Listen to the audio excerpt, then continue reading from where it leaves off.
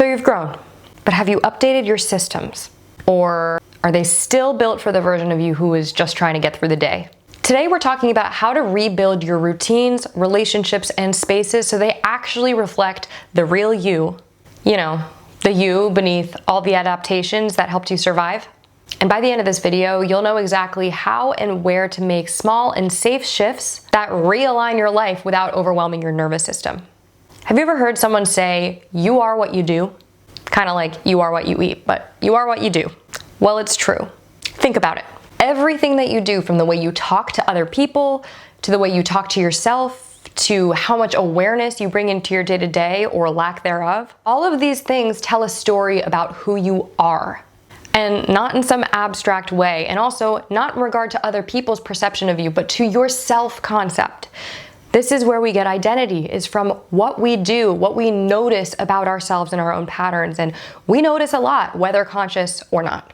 Redefining your self-concept or reclaiming your identity is actually a lot easier than we think it is, and a lot easier than we make it. And no, you do not have to start with affirmations or mantras. Most of us and most of our nervous systems are watching what you're doing, not what you're saying.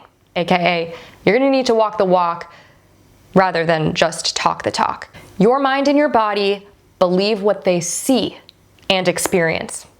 So if you wake up every day and say, I am so powerful, but you walk the walk like someone who does not believe in their own power or align with their own power, what is your nervous system going to believe? In order to rewrite or change your identity and therefore your life, you need evidence, new evidence. If you're trying to cultivate power within yourself or confidence or courage, and you're looking at evidence from the past, you're gonna keep coming back to that identity. So the past is not gonna help you here, except when it comes to identifying old identities and old patterns so that you can integrate new ones. For a lot of us, it gets tricky because we are so identified with our past, with past selves or past behaviors. So common to look at the past and say, well, I've always been this way, so this is just who I am. Yes, you were that way, but you were that way in survival, as an adaptation. You did that to survive, not because that's actually who you were. And if you can acknowledge that, and if you can acknowledge that as very layered beings, we are not fixed. We show up in very specific ways to survive, whether they make sense or not. That's the identity that we are trying to unearth and excavate and get rid of so that we can actually uncover or rediscover what was always beneath that. And your past, when you were in survival, can tell you nothing about who you are in your authentic, fullest expression of self. Two completely separate things, two different versions of your being. One is real, one is truth, one is expansive. The other is contracted, is not authentic, was a mask that you had to wear. And likely, along with the rest of us, probably even we believe that our survival identities are us. So much of the work is just acknowledging, which is the definition of ego death, by the way, is acknowledging, oh my God, that's literally not even me. That identity crisis of why did I believe that's who I was, or the things that I cared about, and so on and so forth. Okay, so that all sounds great, right? But like, okay, now what? Like, what do I do with this information, and how do I get from there to thriving or to integration of these new patterns or this new identity? How does my nervous system learn that's not who I am anymore? How do I dismantle those structures, those systems from survival, and integrate a completely new scaffolding for my life that's going to help me become more of who I am and have my life reflect who I really am? The answer is presence. Presence is something that you are going to need to become best friends with on this journey.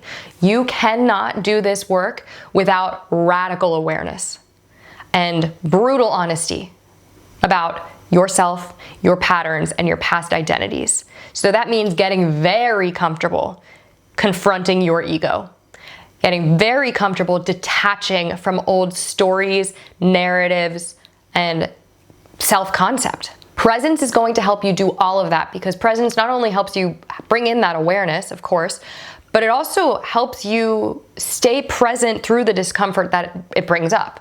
Because of course, when we do that kind of deep excavation and that shadow work and all of that stuff, it is deeply uncomfortable. Talk about nervous system safety and all of that stuff. Our nervous systems are wired to grasp these identities because they made us feel safe. They were necessary at one point. So to unearth them, to dismantle them, is like such a threat to your ego.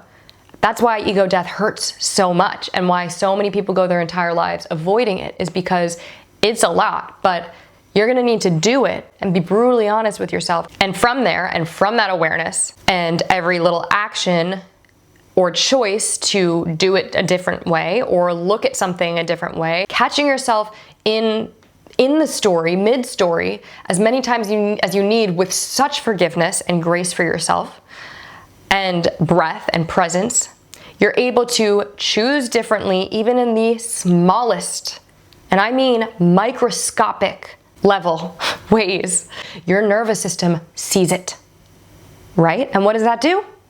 It becomes evidence. Correct. If you were to audit your entire schedule every single day of the week as an exercise, and you were brutally honest with yourself, and I mean brutal, how much of your schedule would reflect a version of you that only existed in survival? How much of your schedule does not honor your becoming? How much of your schedule is unconscious in its systems? Or another way to say it, how much of your schedule reflects a version of you who was just trying to get by or belong or be accepted or be safe or pay the bills?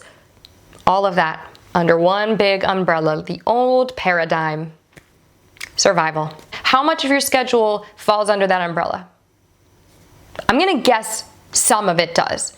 You might be like almost to the tail end of rearranging everything, or you might be pretty jam-packed. You might be at 100% and just realizing, oh my God. And maybe after watching this video, you're about to have an ego death. Maybe you're somewhere in between, and probably most of us are somewhere in between.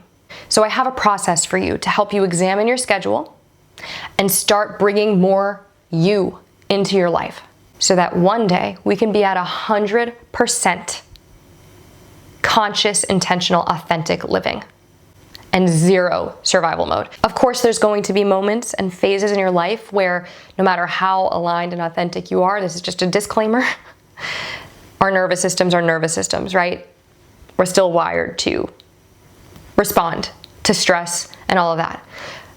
This conversation is not about never being reactive, never needing to survive. Like if you're in danger, you're going to have obviously, moments where you're in survival mode. But what we're talking about is the identity, right? The identity and the systems of your life. Very different from momentary need for those reflexes. That's there for a reason.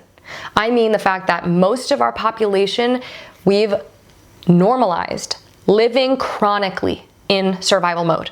What we're changing and addressing is that we don't want to have our baseline frequency and level of consciousness to be in survival mode. We do not want to identify with our adaptive identities that were formed from trauma and scarcity and fear, because that's not really who we are. And we as humans are capable of so much more than that. And life has so much more to offer than what we're able to experience when we are chronically in that mode of being. Before we get into the process, let's just talk a little bit about examples of what survival identity and survival activities or routines or habits can look like, because I think it's pretty nuanced and it's going to look different for everyone. And a lot of the time it's not even just about the activities themselves. In fact, it's never about the activities themselves. Well, debatable. For the most part, it's usually not. But it's more about how we approach them and our why behind them. So for example, someone might be doing yoga all the time or even teaching yoga or coaching or whatever, and still be heavily in survival mode, heavily ego dominant and identified with adaptive identity. So what you're doing doesn't necessarily mean you are living authentically or have undergone an identity or ego death or identity crisis. Doesn't mean anything. Don't let that fool you. Don't let your ego claim growth by performance. Just because something sounds like it's in a growth-oriented space doesn't mean that you've integrated that growth or that you're not still showing up with the systems of your survival self. And here are just a few common ways that your systems don't fit you anymore. Your routines feel heavy or draining. Your relationships reinforce old roles that don't honor the truth now. Maybe your spaces feel like they belong to someone else, like outdated clothes that you don't really like anymore, and you look at them and you're like, I remember that phase, I would not wear this now. Or your room, like the way you had it decorated, or literally the city you live in. Maybe even your relationship, like your romantic relationship. Or maybe you just keep hitting invisible walls every single time you try to change. Maybe you make progress and then suddenly you hit a wall and you're like, what is going on? Why do I keep coming back to the same thing? It's pretty much exactly the same as trying to run new software on an old operating system. You're gonna have to expect some glitches. But let's address the myth of burning it all down, because that's not the solution either. Drastic reinvention, like making massive change all at once, rarely works. Very rarely. The three major reinvention traps that a lot of people experience when they are trying to start over or rebuild their lives. The first one is what I call ego-led self-concept leaps.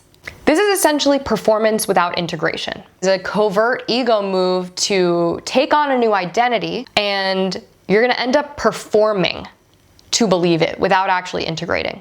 So you'll show up as who you wish you were, and it's not authentic. And eventually, it's going to lead to some kind of burnout because it's going to be extremely unsustainable, and you are going to eventually be at odds with the fact that it's not real. It's growth you're performing, not actually integrating. It's not actually your becoming. It's just a show that you're putting on for others and yourself. Performative growth will never hold without deep nervous system safety and true embodiment and integration and lived experience or evidence. The second one is overcommitted behavioral leaps. This is when we are genuinely ready for change, but we overcommit. That could be going from never working out to planning to go to the gym 60 minutes a day every day.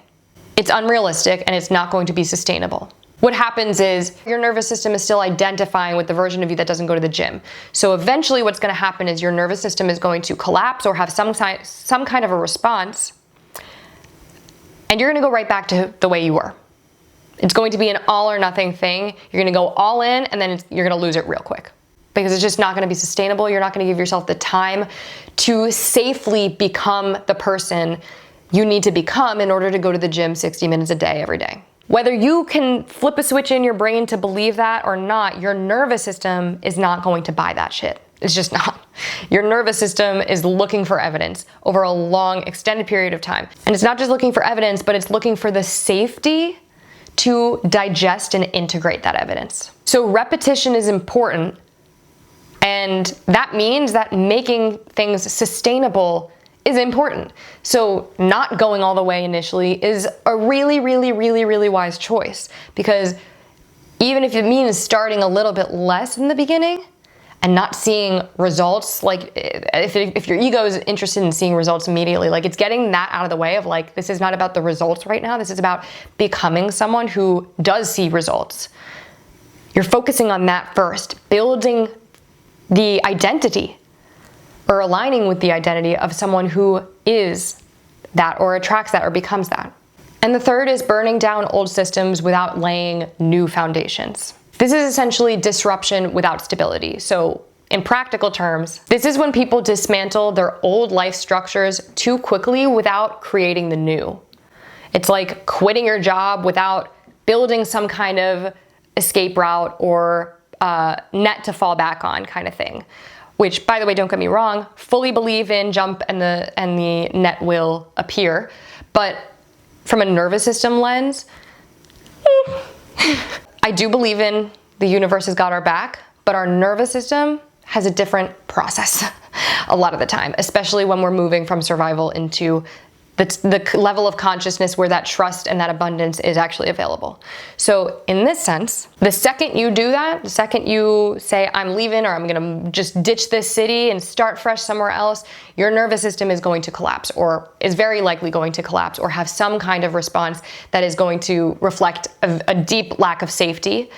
And it's not going to be sustainable in that way, or it's just going to be a really unpleasant experience while you build the safety back to get back on your feet and start from scratch. And what can often happen in that situation as a result is people go right back to their old ways because they think, this is what this is like. Leaving this old structure means absolute collapse in every capacity, so I should just go back to the old ways. But really, no, it's just you didn't set yourself up for success to begin with. You didn't create the safety or the new foundations to land on when you took that leap. These are all different forms, but it's the same thing at the end of the day. Without integration, safety, or evidence, drastic reinvention collapses. True rebuilding only happens when it's grounded, sustainable, and gradual. So there are 3 major arenas to rebuild in. The first is routines. Find one thing in your routine that's habitual. Maybe it's checking your Instagram first thing in the morning.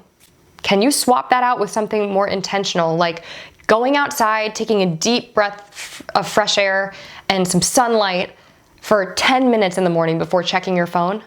Or go for a walk in the morning when you'd otherwise doom scroll? The second one is relationships. Notice what your relationships are like and what they reflect and where there's room for improvement. Maybe you can update a certain boundary in one relationship. Maybe there's a certain relationship where you compromise your truth or your voice or your boundaries in order to keep the peace. That kind of thing. Like, where can you start to show up a little more fully as who you are and stop hiding your voice, your truth, your needs for the sake of others, for the sake of safety or survival? And the third is your environment.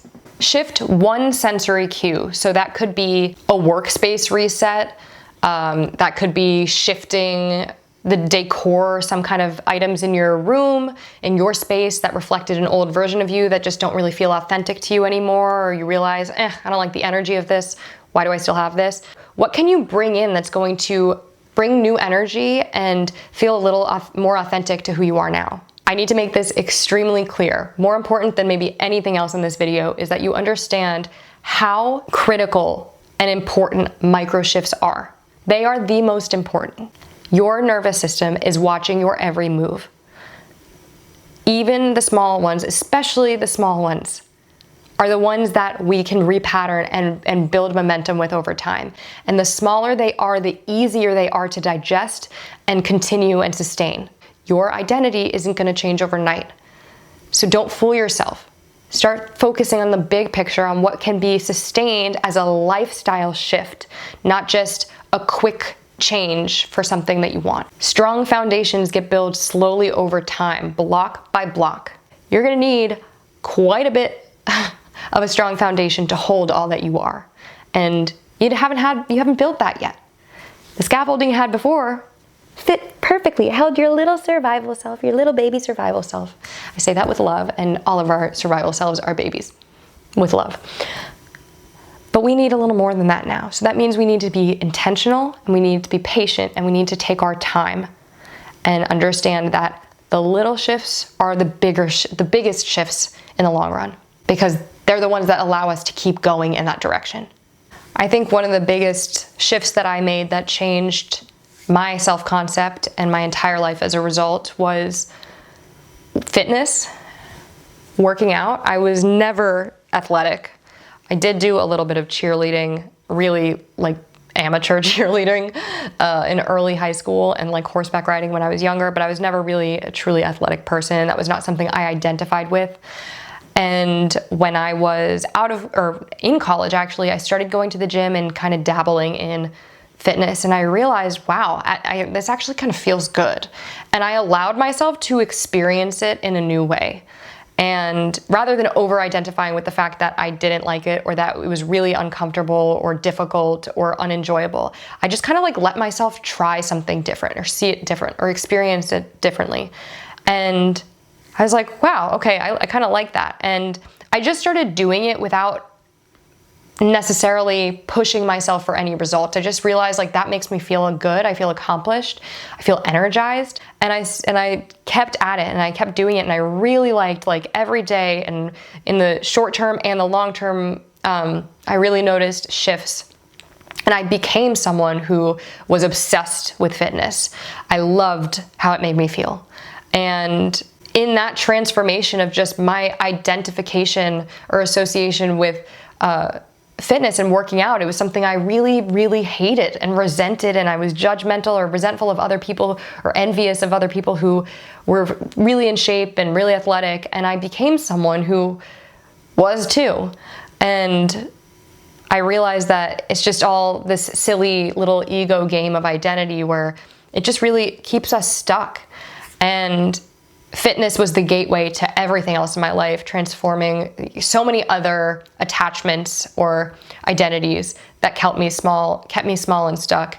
I think it starts with one small shift like that, one small choice to shift your perspective about something or be open to something different that maybe you weren't in the past, to put yourself in a situation and allow yourself to build the evidence over time where you prove yourself wrong about yourself, about your perception of something, and you let that exact experience ripple into other facets of your life, and it will slowly or gradually, but surely, absolutely transform your life.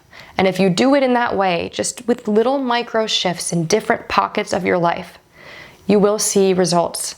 They won't happen overnight. They won't happen immediately. You have to be patient with yourself, and you have to acknowledge, again, coming back to the reality that you are becoming, and this is the process in which you do so. And if you're serious about changing your life, you have to come to terms with the fact that that means you have to change yourself and your self-concept first. And if you don't do that, then you're not going to change your life. You're going to come right back to the same version of you who's created the life you're already living. Every single time. You don't need to burn your life down, I promise you that. But you do need to rebuild it piece by piece till it finally feels like it belongs to you. What is one system that you'd love to update this week? Let me know in the comments below. And if you like this video, please give it a thumbs up and hit that subscribe button so you don't miss any more content like this. Stay tuned for some additional resources such as a worksheet that'll help you go further on architecting a life that fits.